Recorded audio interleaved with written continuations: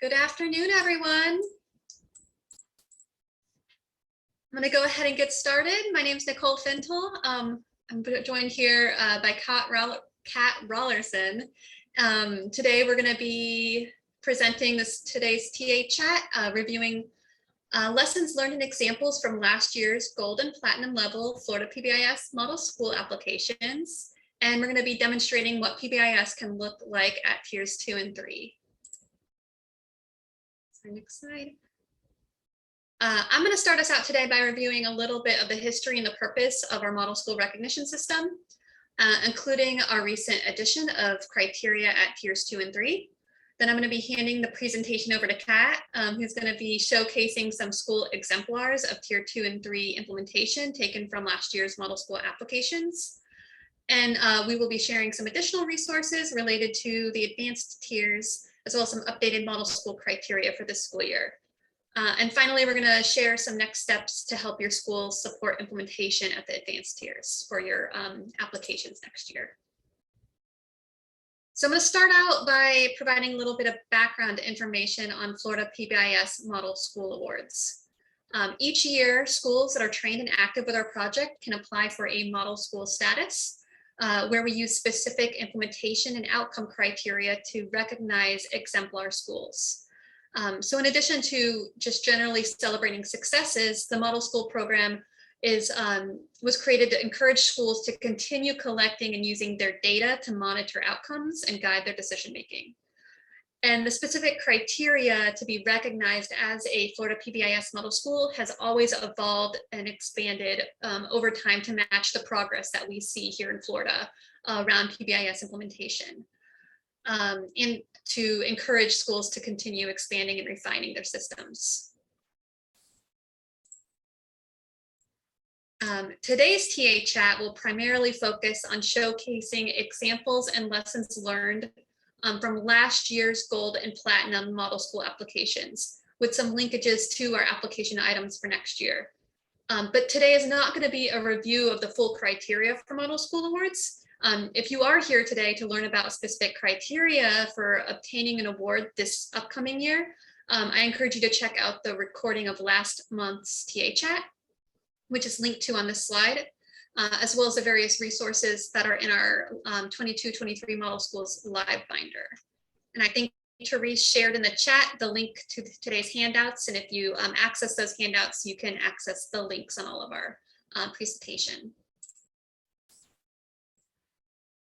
So I'm going to finish our first section of today's chat by sharing a broad overview of what we learned from last year's gold and platinum applications.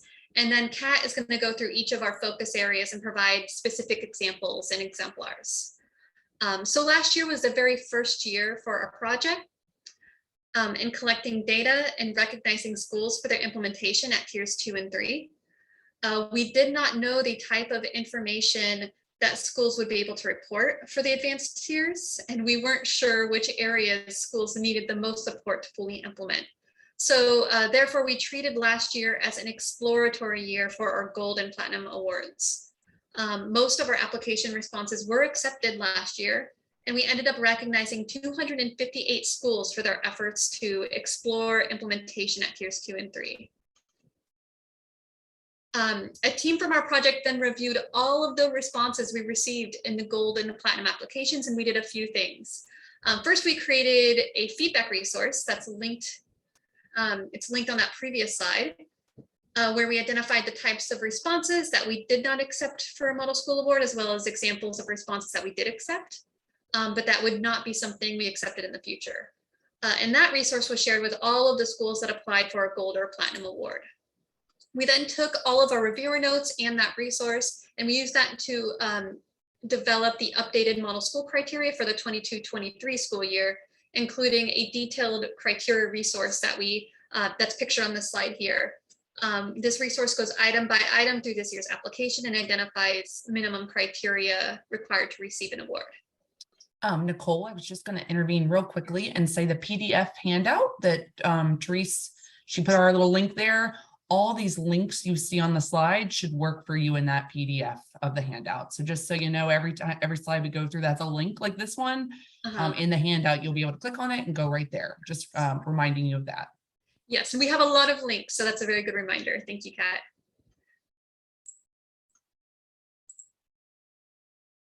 So we also used the data that were collected last year to identify some lessons learned for Tier 2 and 3 implementation.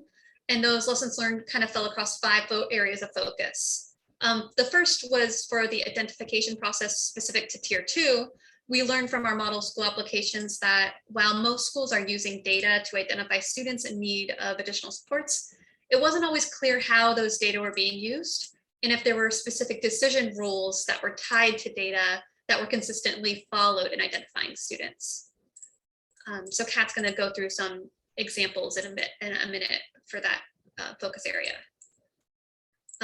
Once students are identified for supports, they should be matched to specific interventions at Tier 2 or 3 based on behavioral skills and function.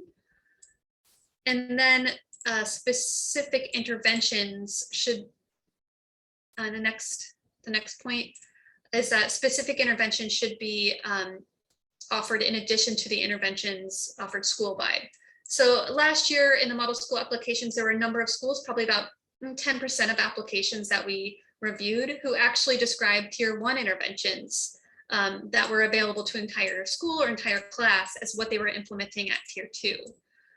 So at Tier 2, interventions should be specific and implemented with a group of students who are at risk. And at Tier 3, the behavior intervention plan should be informed by a functional behavior assessment and should list specific strategies or interventions to be implemented with an individual student. So Kat will also be talking a bit more about that. Schools should then use tools and processes to monitor whether the essential components of their selected interventions at Tiers 2 and 3 are being implemented as intended or with fidelity. That was a very big gap that we identified when reviewing our model school applications last year, which was around schools' understanding of and their ability to describe how they track implementation fidelity of their interventions at both Tiers 2 and 3. We had approximately 40% of the submitted applications did not address fidelity monitoring at all in their response at Tier 2, and 38% of platinum applications did not address fidelity at Tier 3. So in most of those examples, schools described a process of monitoring student outcomes or student progress data in those sections. In addition to monitoring implementation of the intervention, schools should look at progress of students receiving those interventions. So progress monitoring data should be collected more frequently with tools that are sensitive to change. And that should include data beyond what we capture at Tier 1. So for example, although we often use student office discipline referrals as a measure to look school-wide at progress at Tier 1, the number of office referrals should not be the data that schools use to determine student progress at Tiers 2 or Tier 3. So schools can make sure that they are prepared for next year's model school applications by building capacity across all of these key areas. But I'm going to go ahead now and turn it over to Kat, who's going to be walking you through each of these areas more in depth at Tiers 2 and 3 with some additional information and examples from our model schools. Okay, good afternoon, friends. Thanks for joining us this afternoon. First and foremost, a quick reminder, those of you who are joining us from the school level or district coordinators that are joining us, to all those focus areas that Nicole just mentioned is kind of our takeaway areas that we saw, and we'll show some examples today from some schools that submitted applications. There is some Tier 2 system training available to school teams because model schools could apply without being trained or just having their internal district training. We just want to remind folks that that is available to you. So when we talk about Tier 2 system, the little graphic you see on the right there is a really nice like snapshot of what that training goes through with school teams, and you can access that through your district coordinator and your Florida PDSTA. The other quick reminder is, and you'll see it all over the application this year, the reminder of that tiered fidelity inventory. That is our systems fidelity tool for Tier 2 and Tier 3 in our Florida active schools. So it's just those quick reminders that that's available to you, and that systems fidelity tool is something you can use to kind of self-assess yourself on where you are with some of these pieces of the system. And the last picture that you'll see kind of a couple times throughout today is that idea that Nicole just mentioned.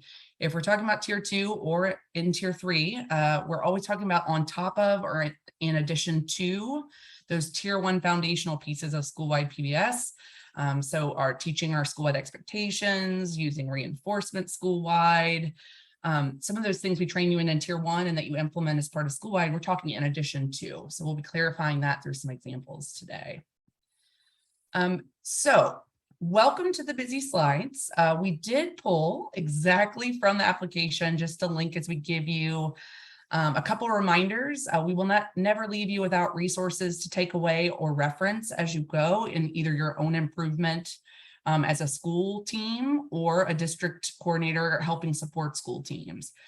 So the first focus area that Nicole just mentioned was identification process. So on the top is just literally a snippet from that graphic, because we want to give you some ideas from both those who submitted last year in model schools, some examples from them, and also resources we offer you that can be helpful to you.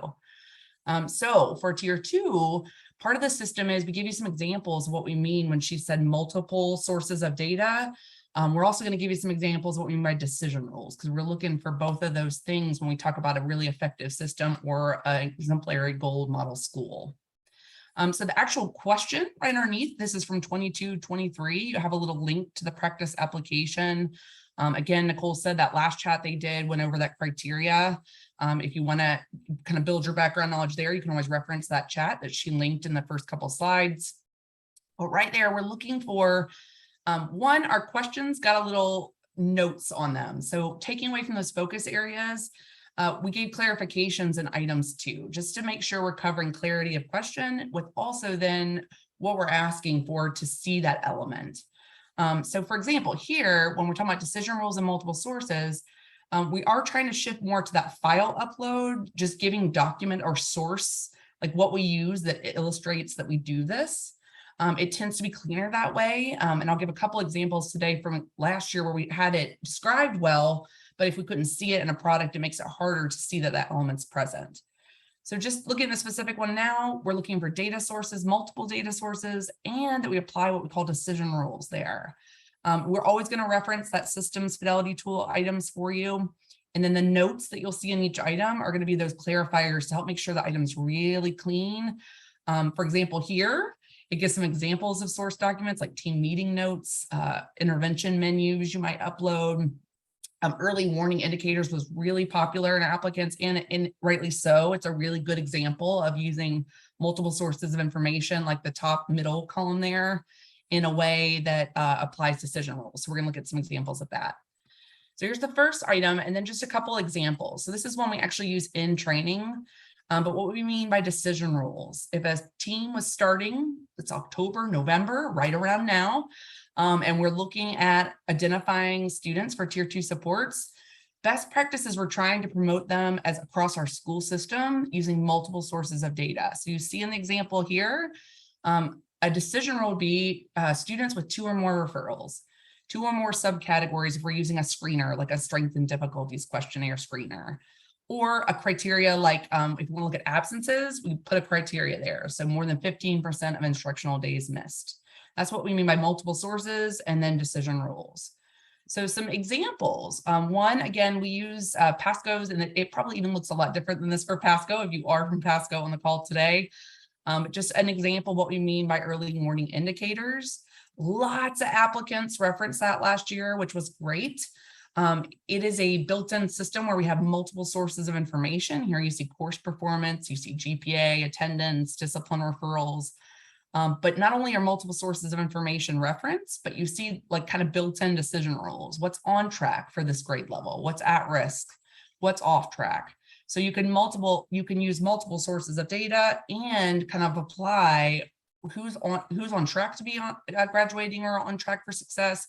Who might we be looking at for tier 2 or tier 3 supports? So if you want more information on early warning systems, we have a fact sheet there for you. But specific to a shout out of a model school last year, this is Southside Elementary from Nassau County. They literally uploaded a document. So we try to pull a lot of those in this chat today just to illustrate what it looked like to upload. They upload the criteria they use from their early warning system. So it could be a district tool that's the early warning system indicator, but they literally uploaded at Southside. This is what we look at for elementary level. And we look at it in terms of typical or just off track. So you see they put multiple things there for both classroom academic, but also for social, emotional, or behavioral. If the same, and we did have a secondary in this district apply, they could also use their middle school or secondary indicators in the same way. So again, lots of applicants reference that, rightly so again, because it's a really nice example of multiple data sources with built-in decision rules.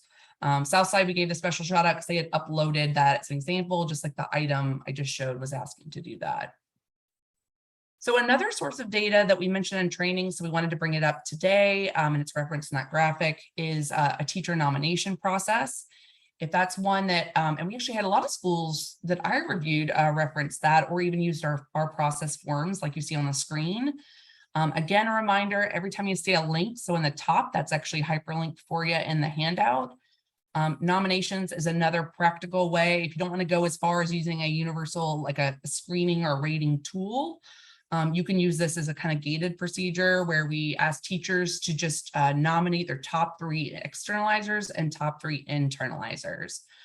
And that way it doesn't rely on a student being caught by something like office discipline referral, but if they have some externalizer internalizing concerns, they may be nominated. So this is a little bit different than a couple other things that you might already have. So for example, it's definitely different than referrals. We're not waiting on a problem behavior that would go to the degree of a referral. It's also different than just a teacher referral because it's systemic. So for example, if I'm in a 3rd grade PLC and it's November, I might integrate this as part of looking at an academic assessment data that we have. I would use the nomination process to have teachers all rate their classes and then come together and use that grade nomination process to narrow it down. So it's another source of data you can use. Also helps capture our internalizers that sometimes get missed in our school system with existing data. But it's not as scary or not as intense as taking on the universal rating scales that you're used to, like the strength and difficulties questionnaire, the BEST, there's lots of them of our norm referenced. If you want more information on those, they were linked in the first graphic of the tier 2 system for you. Okay, so we said prepare yourselves for this year or take away from this chat things that might help you as a school team or DCs, help you with school coaching. So think about what is included in your school's criteria and then what is the evidence of that. So we had some schools would upload things like an Excel sheet that was 5 or more referrals or 4 or more referrals. So just that evidence that you use every day to identify students through some applied decision rules. Think about what you use and that little quick check there, making sure we're including multiple sources of data as a best practice for identifying students and considering, does it identify some of those internalizers? So we'll give you one more example to leave you. And I only use this one because it's kind of just like an early warning system, but it's another example where we took multiple sources of information and kind of set thresholds there. So for example, I'm going to go right to the bottom. The nurses visits is another way we might capture internalizers for tier 2 interventions. And that's not something that we know, well, how many nurse visits are typical or not typical. It's like we have a criteria for that. So here they've made proficiency being like, well, we hopefully aren't going that often, or maybe we've gone once. Going more progressively over 2 to 5 visits is it's signifying a concern or starting to escalate our concern about possibly things like stomach aches or headaches or class avoidance that may be due to internalizing concerns. So one more example for you. All right, so the next focus area that Nicole had mentioned was the match to interventions. And ideally that's done through either function, escape, avoidance, attention, or skill needs. Just like in academics, when we say skill needs for decoding, skill needs for self-regulation, for example, or skill needs for social interaction. So we're looking here for this year, which we saw lots of examples last year, but how do we match students? And again, we've gone towards the file upload. It seems cleaner that way. It's a nicer way so that you don't feel like you have to write too much or too little, but can illustrate what you do every day in terms of that match to intervention. And we'll show you some of those examples, but again, pay attention to those notes because we gave lots of clear examples there to help clarify the item. So let me bring up one here. So this was from 21-22 when Nicole mentioned we took we were in this exploratory process, just looking to see what could people, what would this look like to answer certain items. And then we were able to clarify items from that, plus go towards what areas we might want to focus on, things like today or DCs. We're going to talk about some of that tomorrow in your call also. So this was an example of an applicant from last year from St. Lucie who did a really nice job describing. They described students are matched to tier 2. Through function, they match them to intervention. So they clearly hit that in the description, like they're doing the process.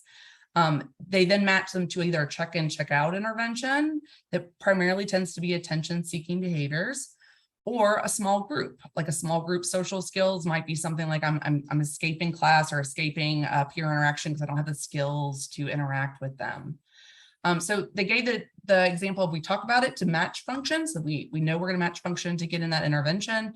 2 examples of intervention where we might differentiate based on that. This year, though, we're hoping there's an upload there that could supplement that. And it's one to help that we don't have to describe too much. 2, just to be cleaner of what does it look like when we do this. So a question there, and if you want to chat in the chat box, if this was something you do as a team, what would you upload? Like what were some things that you would use to support your ongoing work every day with this, of how you identify students and group them by skills or function? So in the chat box, if you don't mind, anything you would upload, if this was your school team or district coordinators, if this was schools you support, what would you upload if you were this school and that was your current way of work? What do you think of that might help supplement or provide evidence of that?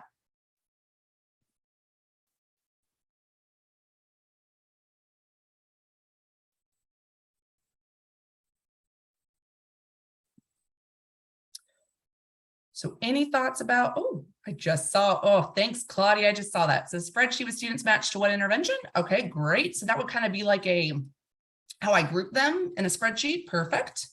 Any other thoughts? Thanks for that, Claudia, and kudos to you for being brave there. Data to know specific difficult areas on campus. Okay, so Kate, we might look at data that shows where we have issues, why we're having the issues. We might look at trends in discipline referrals for motivation, support staff schedules of interventions, cafeteria recess. Okay, so let's back up a second for some of those. Location on campus may be contributing at tier 1. We might look at location a lot. At tier 2, we're looking for something around why we're going to group those students. So if it's, for example, that we're repeatedly having problems in math, maybe we're avoiding math. If we are noting that it's commonly social skill issues, we might be going to a social skill group. So let's go with a couple examples from our model school applicants. One is Baker County. This is one of their district guide examples. This is what we call like an intervention menu. So those of you from school sites that were just kind of brainstorming ideas, one thing to think about is, do you have a district guide for MTSS? Sometimes tools are included in there that can be helpful. For Baker's example, if anyone's on from Baker, I have the pleasure of working with them, and they have a great kind of tool that they use in their guide that was created through input from the schools that kind of said, what data sources do we look at? What areas of need do we have across the top? And then some of our supported district interventions as we go down align to those areas of need. It goes a little bit further. Also, it talks about then what progress monitoring tool might we use, because we're going to be talking about that in just a second. And last, how would we then decide, okay, we're ready to take students in or out of interventions, fading, or going more intense, for example.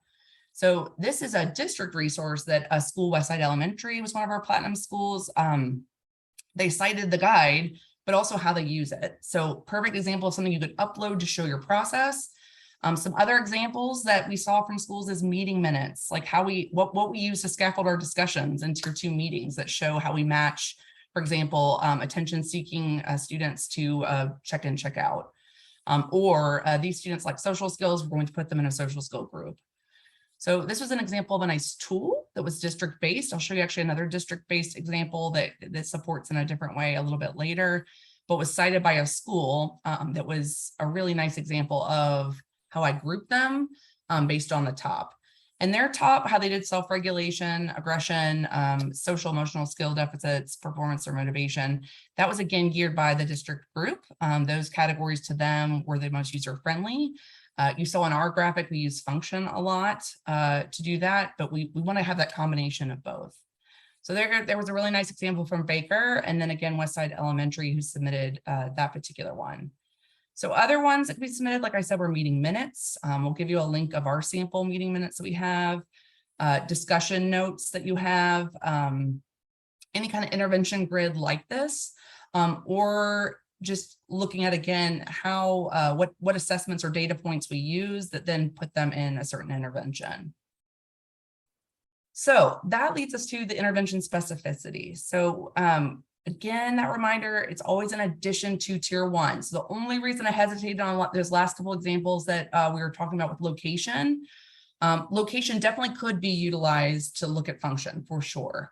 But we also look at location and Canvas, or excuse me, not Canvas. We look at location as far as discipline trends as part of tier 1 data as well. So when we're looking at tier 2, we're usually looking at some patterns or trends to what data has referred them for tier 2. So here, when we talk about what interventions we're doing that are supplemental, we gave you some examples from our model school on the right. And these were all ones that were kind of over and over again. We saw various formats of them in applications that were really illustrating that they were doing something in addition to tier 1.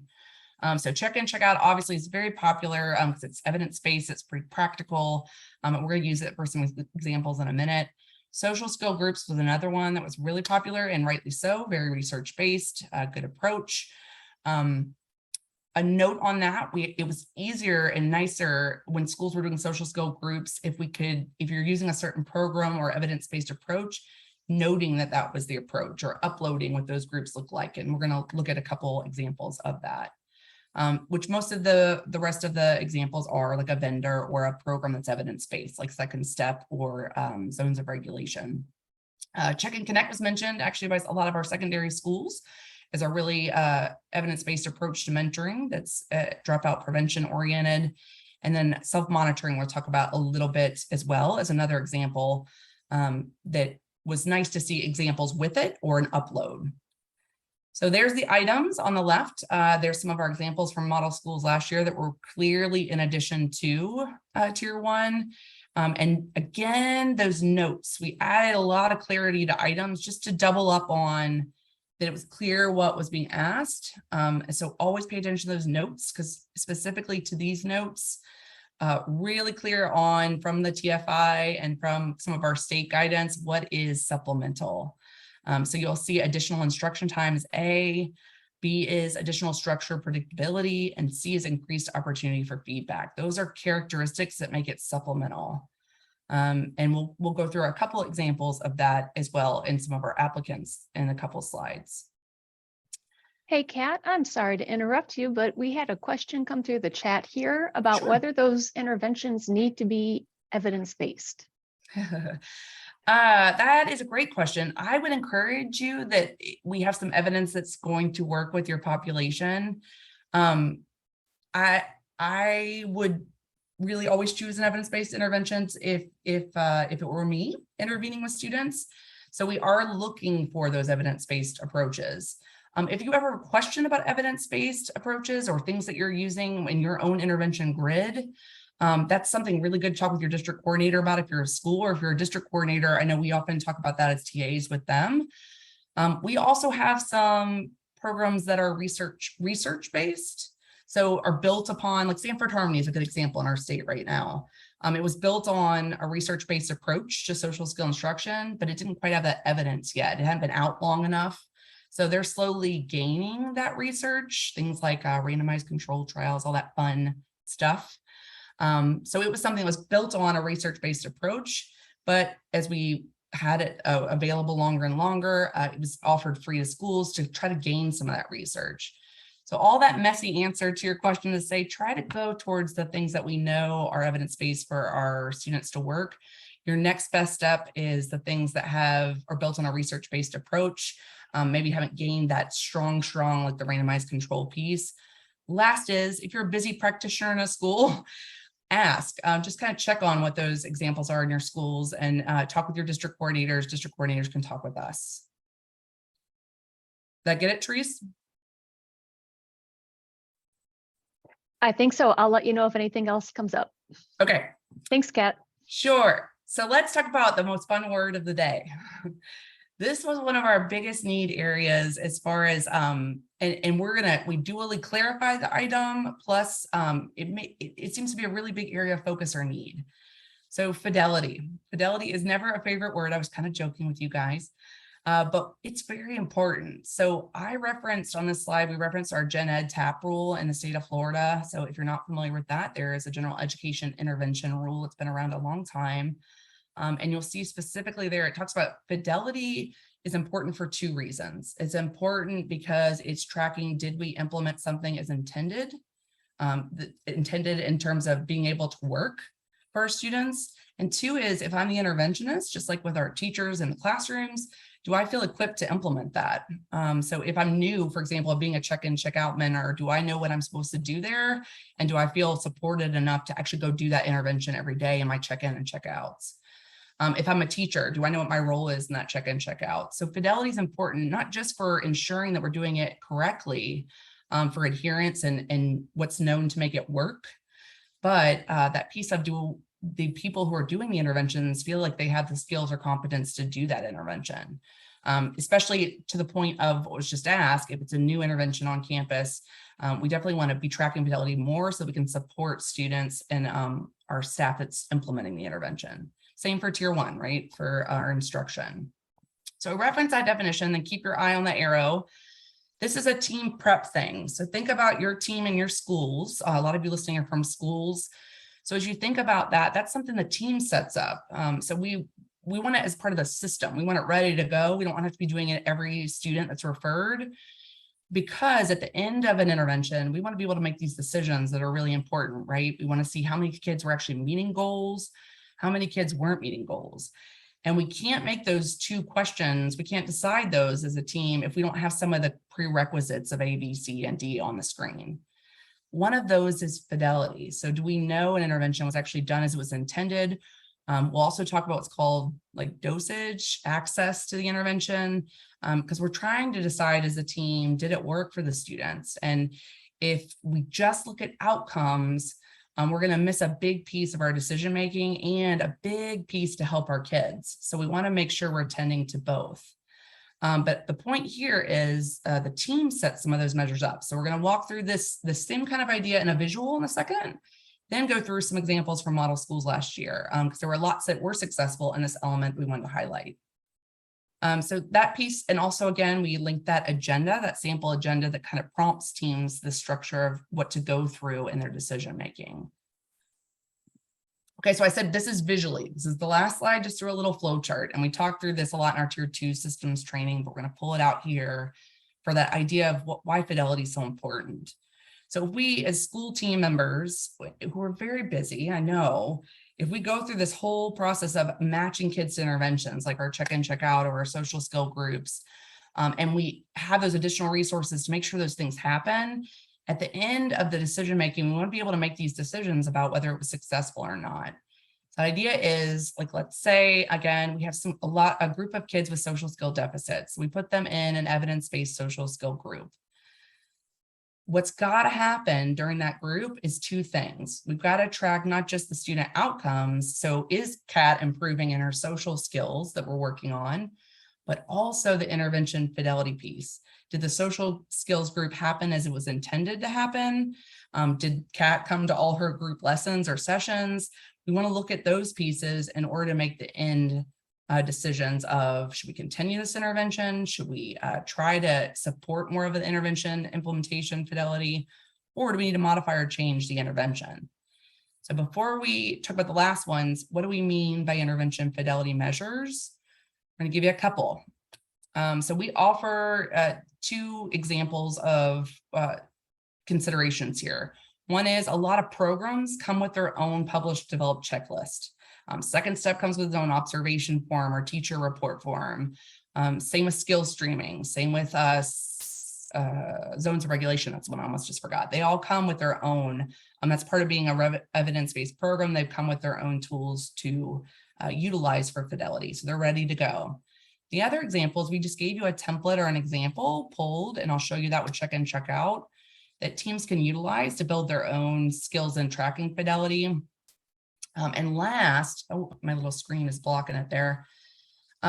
Fidelity, when we track it, it can be as simple as a self-report through some of these measures. Like I said, just using second step again, There's a teacher self-report where they can just go through and the pieces of the intervention that they're supposed to implement, and they can check themselves. It helps build, do I know what the pieces of the intervention are?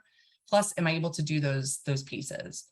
It could also be an observation. So where I come in and observe and see where the parts of the lesson there. And that could be once during the intervention week or twice during an intervention month, something like that. So if we are able to put those pieces in place, then a team is able to see, okay, we have good outcomes. I'm going down to these little arrows at the bottom. Good intervention fidelity, we want to continue the intervention. It's like a smooth sailing decision. If we don't have good outcomes in the middle and we don't have good intervention fidelity, we know right off the bat, we want to work on the intervention access or the intervention itself. The last piece is if we don't have good student outcomes, like we're not seeing the growth that we want, but we're seeing the intervention was done really well. Then we know it's something with the match, right? So if we're missing where you see the red arrow, if we don't have that, then we can't make any of those decisions as a school team. So I hope like that's emphasized kind of the importance of the fidelity piece. And then let's look at some examples of things that might help you. So here's the items. We tried to be good about putting the items in directly from the application. Again, 2 parts. So fidelity of implementation is on the top item that you see. It gives that definition of fidelity in the note there that I just kind of talked through. What fidelity is and what we're looking for in that piece of tracking fidelity. The biggest thing, and when you see a we will not, we saw a lot of schools who would talk about the progress monitoring, but not the fidelity, which they're both mutually important, but we want to have both. So on the bottom is speaking to student data, progress monitoring. So let's look at a couple examples to kind of illustrate those and how that looked in some of our model school applications. Here's check in, check out. It was very popular as an intervention, rightly so. It's got a lot of effectiveness. It's pretty practical. When we talk about check in, check out, on the left is these are the essential pieces of it. There's a check-in, there's regular teacher feedback throughout the day for students, there's an afternoon checkout, and there's parent feedback, those little yellow circles that you see. On the right, this is the sample fidelity checklist, and it's hyperlinked there for you in the bottom, where each of those components is checked on. Did we have a daily check-in? Did the teacher greet the student? Did we have some of that feedback there? Did we give improvement as part of the feedback? The teacher feedback is items 3 through 5 on there. The daily checkout, did that happen? Yes, no, or not applicable. And then parent participation. So this was a way you could do either a quick check on how that's going as an intervention. If I was just starting out with this intervention, I might check on it more often. And I can either do a self-report of these elements, or I can go in and observe this using this checklist. So that's an example of a specific fidelity piece that's looking at the components of check-in, check-out.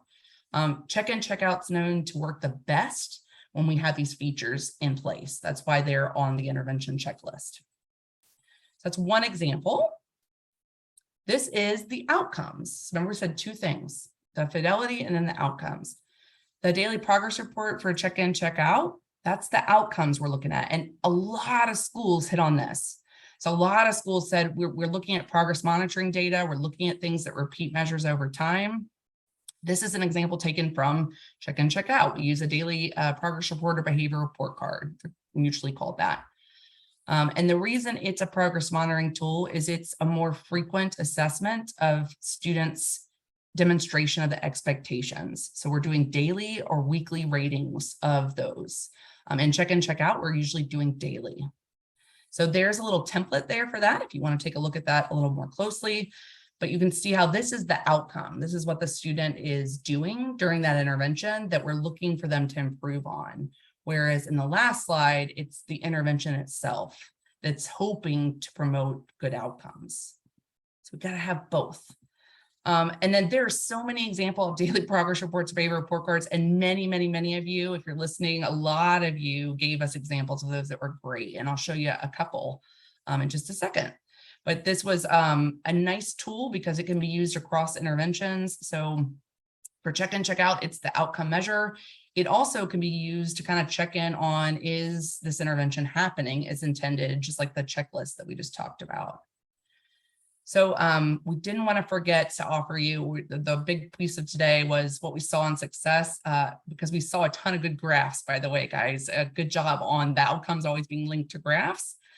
But if you are a person that like, I really need a better tool, we have an old school, what I call old school Excel tracking form, where you can link that daily progress report to outcomes and graph them across time.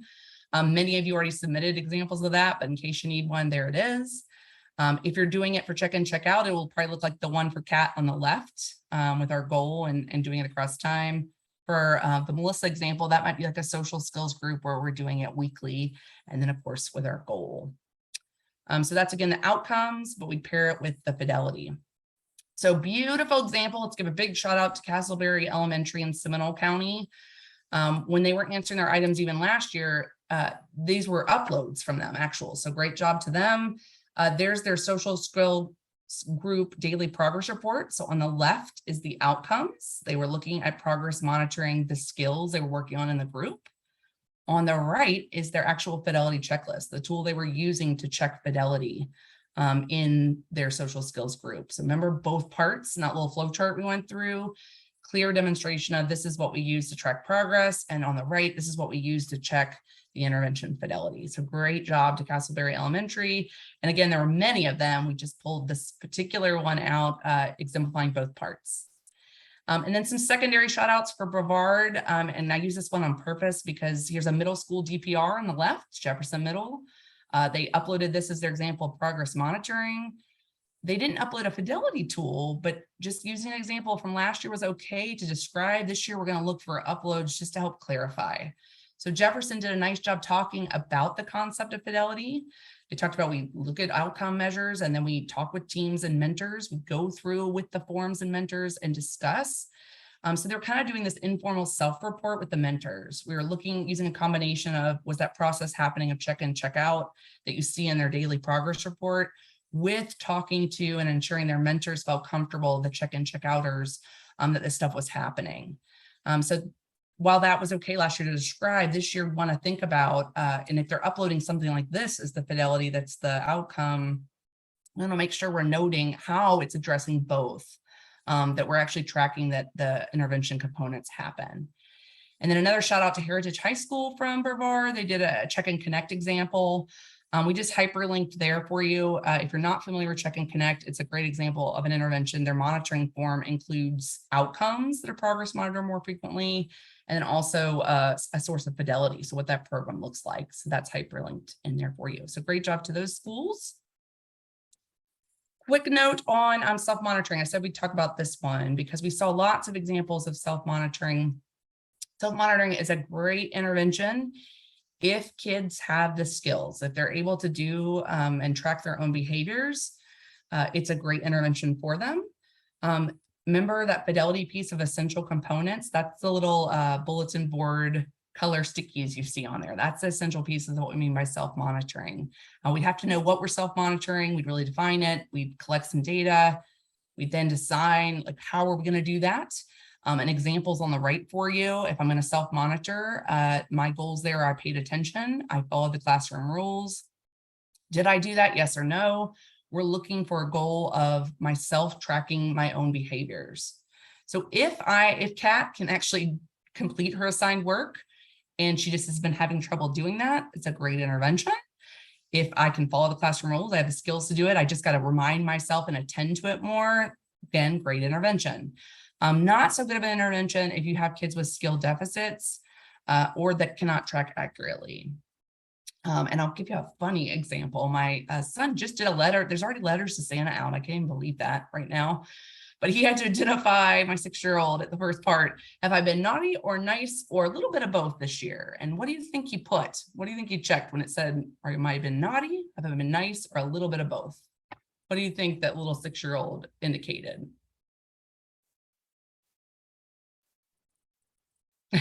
Thanks, Kate Kramer. Karen Elfner, which she was spot off. Yep, he said a little bit of both. And that was really accurate self-monitoring. He didn't say I'm nice all the time or I've been naughty. It's a little bit of both. And that's just a little fun example. But he was very accurate there. A little bit of both, right? That's probably true for all of us. But just if you want to see more examples of self-monitoring, We just want to make sure to touch base on the essential features of it, that fidelity part.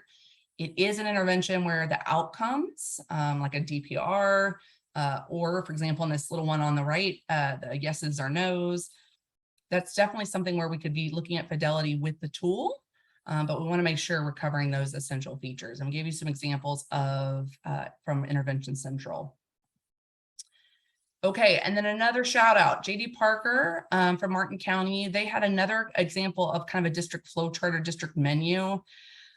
Really nice because it talked about these interventions matched, and then you can see there who's it for. So when we're talking about group matching, had a little bit of that in there, and then it also had what's going to be needed in terms of goal sheets, some of that data tracking in terms of fidelity and progress monitoring.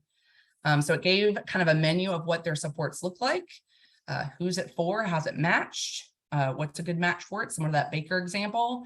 Then linking to some of the specific things that they use, like a mentoring log might be used for fidelity, and progress monitoring, I'm looking at mentoring, would be the outcome. And then we also took their specific links from this guide, just to show from that particular example in JD Parker, they had uploaded this and then it included some of those links that they use to support schools.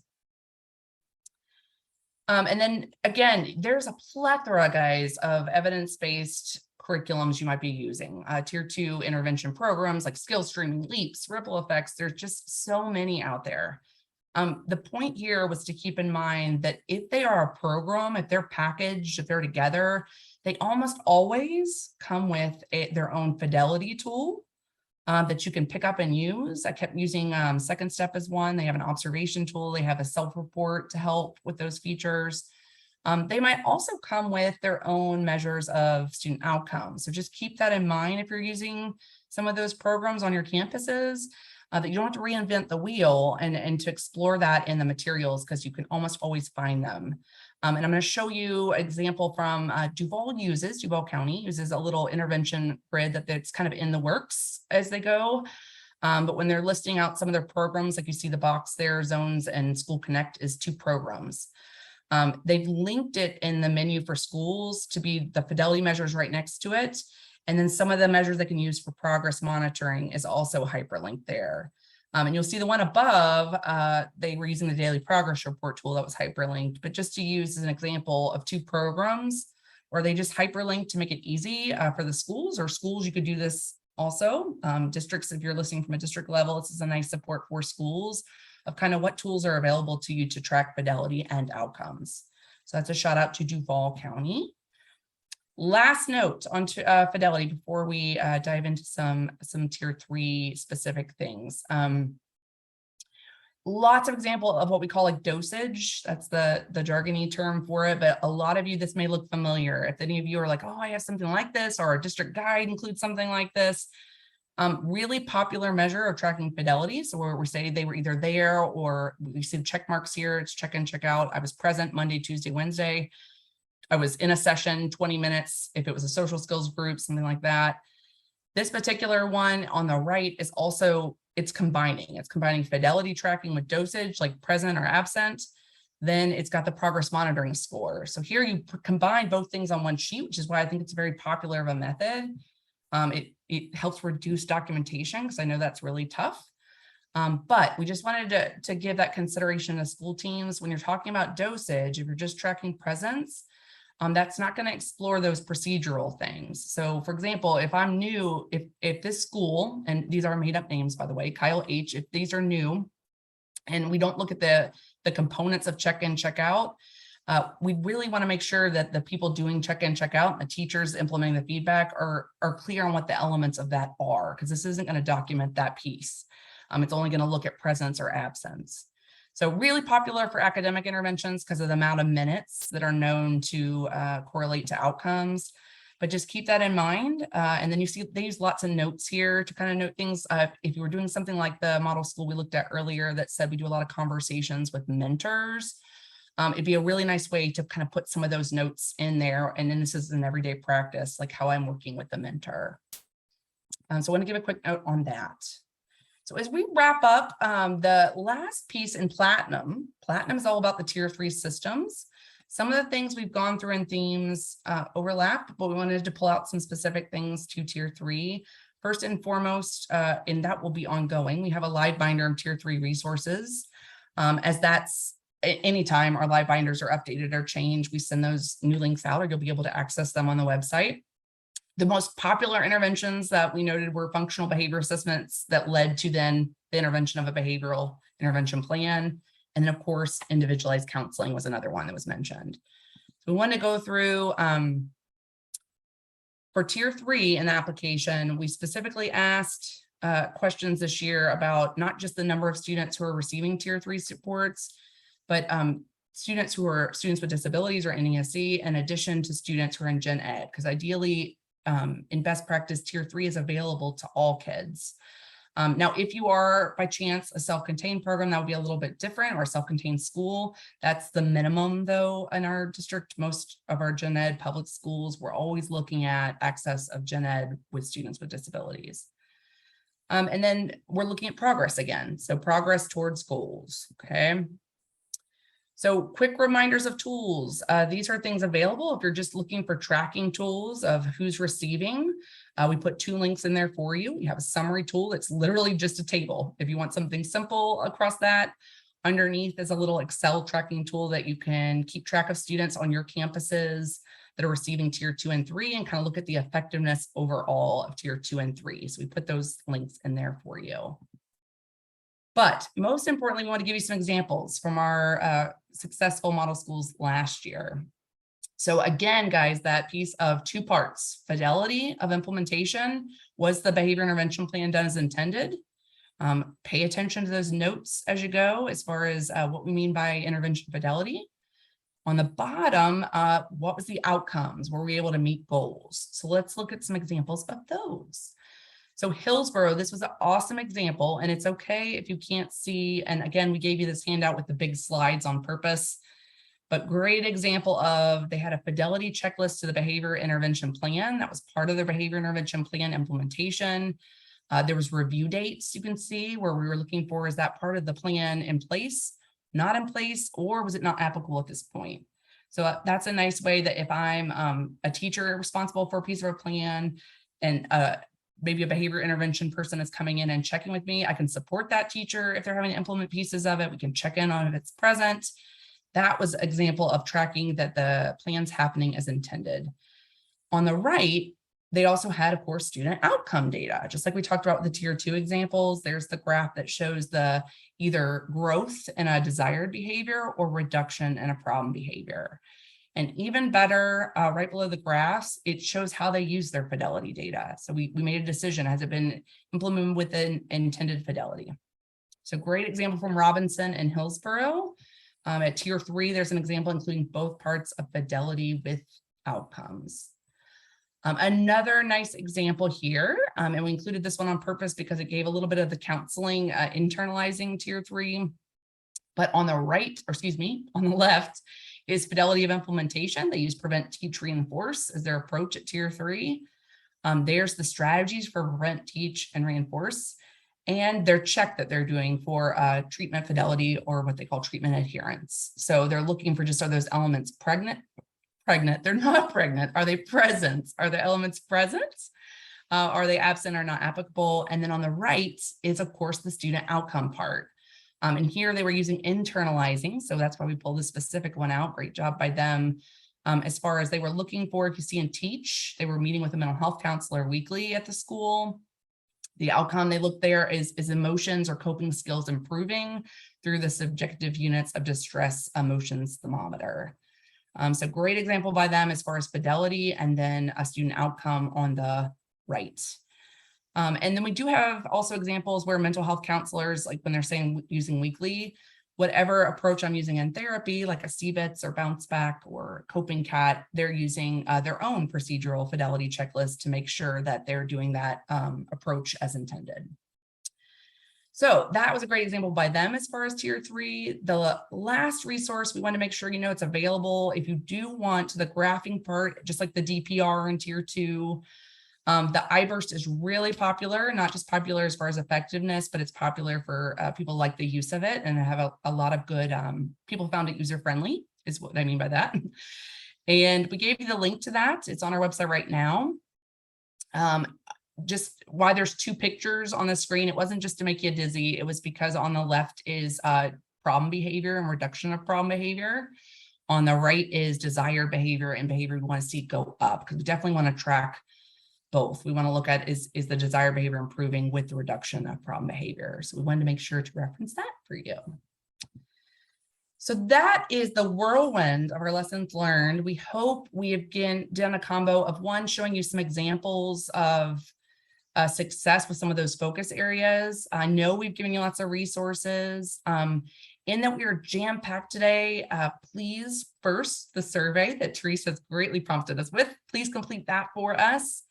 Two is if you have questions that you want to follow up with, I'm happy to hang out for a couple minutes, and then reach out if your schools to your DCs, reach out to us as TAs, that's what we're here for.